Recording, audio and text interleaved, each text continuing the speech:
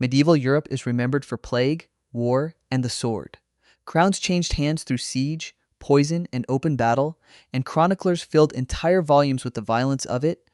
Page after page of sieges and assassinations and dynasties built on bloodshed. But some of the era's most powerful men never died on any battlefield, never faced a single armed enemy in their final moments. They died from eating too much fish, laughing too hard at a joke, or drowning in a barrel of wine meant for a celebration.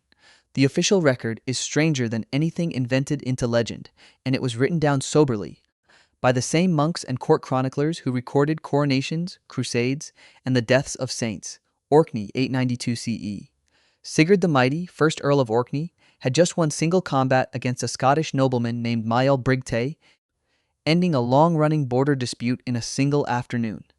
To prove the kill in front of his men, Sigurd cut off his enemy's head and strapped it to his saddle as a trophy for the ride home, a common display of victory among Norse raiders of the period. Mael Brigte carried a nickname his whole life, the buck-toothed, for one protruding tooth that never sat flat against his jaw, a detail chroniclers thought minor enough to barely mention. As Sigurd rode, the severed head bounced steadily against his leg with every stride of the horse, and that single tooth broke the skin just above his knee. The wound turned septic within days, the infection spreading faster than any physician of the era could treat. Sigurd, who had survived every armed enemy willing to face him in open combat, died from a wound delivered by a man who had already been dead for a week. Paris, 1131. Philip of France, eldest son of King Louis VI, and already formally crowned co-king to secure the royal succession years in advance, was riding through the narrow streets near the scene with a small escort when a stray pig darted out from an alley and crossed directly under his horse's legs. The animal reared in panic at the sudden obstacle and threw its rider face first onto the cobblestones, with no chance to brace for the fall. Philip died from his injuries within hours, still a teenager, having never governed for a single full year despite years of preparation for the throne. The crown that wore, marriage alliances, and a formal coronation ceremony had failed to shake loose from his family, was ended in a single afternoon by an ordinary farm animal that had simply wandered into the wrong street at the wrong moment. Ruin, 1087. William the Conqueror was already dying of internal injuries from a riding accident weeks earlier, thrown hard against his saddle's pommel while campaigning through the town of Mantes in Normandy. When he finally succumbed at a monastery outside the city, his own attendants stripped the body of jewelry, weapons, and clothing, then abandoned it outright, leaving the corpse to swell in the summer heat for days, with almost nobody left to prepare it for burial. At the funeral, monks tried to force his bloated frame into a stone sarcophagus that had been carved to standard size, too small for a body that had been left decomposing and expanding in the heat. The corpse ruptured in front of the assembled mourners inside the church, filling the building with a stench so severe that the service reportedly had to be cut short. The man who conquered an entire kingdom by force could not be made to fit inside the coffin built to hold him. Hungary, 1063. King Béla I sat down on his royal throne in the Great Hall at Domus to receive a delegation of foreign envoys, a routine ceremony he had performed without incident dozens of times before. The throne collapsed beneath him without warning, the wooden frame splitting apart under his weight and pinning him beneath the wreckage in front of the entire assembled court. Béla was crushed by the falling structure and never fully recovered, dying of his injuries days later while still attempting to govern from his sickbed. He had fought his way to the crown through years of open civil war against his own brother, surviving battle after battle before finally claiming the throne outright. He was killed in the end by a chair, the Salif River, Anatolia, 1190. Frederick Barbarossa, Holy Roman Emperor, had led tens of thousands of crusaders on the long march toward the Holy Land, surviving 4 decades of near-constant warfare across the length of Europe without a single fatal wound. Impatient with the slow pace of the baggage train, he chose to cross a shallow river directly on horseback while still wearing his full suit of armor, rather than wait for a proper crossing point. He was swept from his horse by a current his own soldiers would later cross on foot without much difficulty at all. Chroniclers disagree on whether the water was genuinely deep at that particular bend, or whether the sheer weight of his own steel simply dragged him under before anyone nearby could react.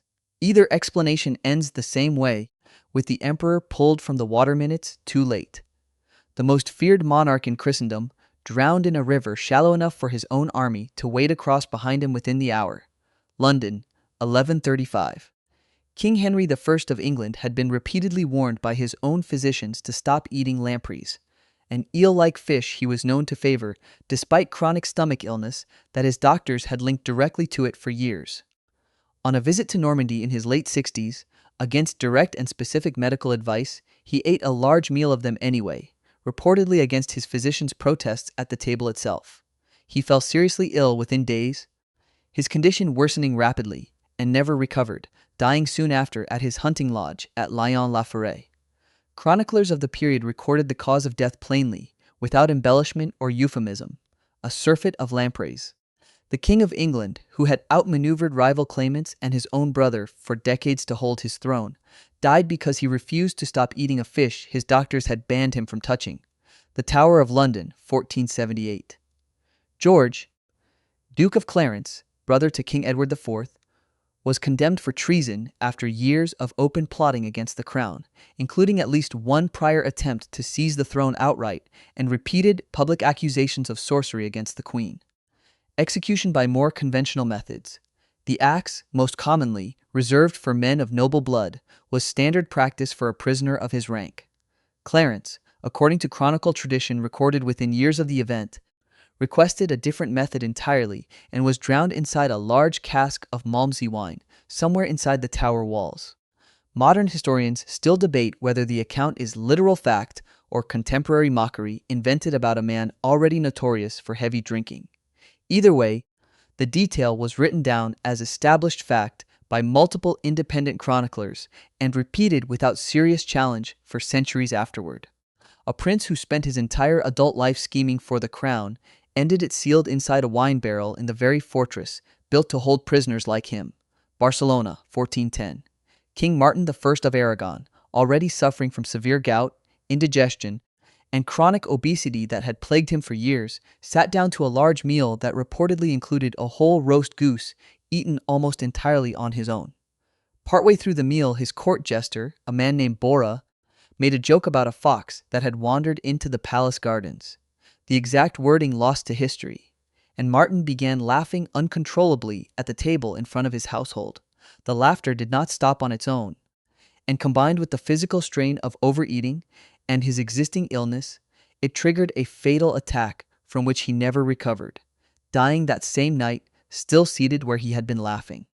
His death ended the main royal line of the House of Barcelona outright, with no legitimate direct heir left to inherit, and triggered a 2-year interregnum and succession crisis across the entire kingdom.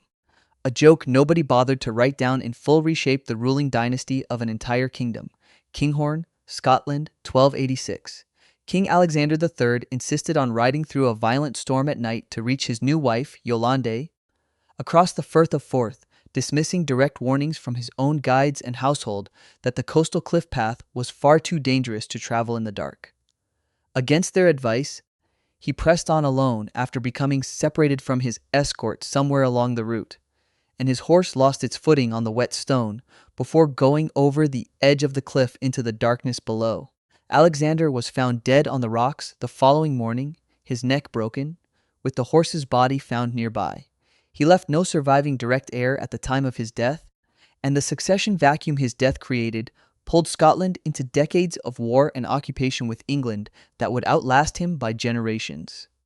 A king determined not to spend one more night away from his new wife ended an entire dynasty by refusing to simply wait until morning. Worms, 1298. King Adolf of Nassau faced formal deposition after the German prince-electors turned against his rule and voted to replace him outright with a rival claimant, Albert of Habsburg, triggering open civil war for control of the German crown. Rather than accept the vote and step aside, Adolf raised an army and met Albert's forces directly at the Battle of Gulheim, and the two kings reportedly sought each other out personally on the field, instead of commanding from a safe distance as custom usually allowed. Adolf was cut down in the direct hand-to-hand duel that followed, struck fatally by the very rival the electors had chosen on paper to replace him. His body was denied burial in the royal crypt at Speyer for decades afterward, treated by the church as an illegitimate ruler even in death, and only reinterred with honor generations later. A king deposed by a vote of nobles was, in the end, killed the old-fashioned way, in single combat against the man sent to physically take his place. 6 centuries of European power, and none of it saved these men from a fish dinner, a farm animal, a bad joke, or their own furniture. Crowns did not stop infection. Armor did not stop a river. Titles did not stop a badly built chair, a wet cliff path in the dark, or a pig that wandered into the wrong street at the wrong time. History remembers the wars these men fought, the kingdoms they expanded, and the dynasties they founded.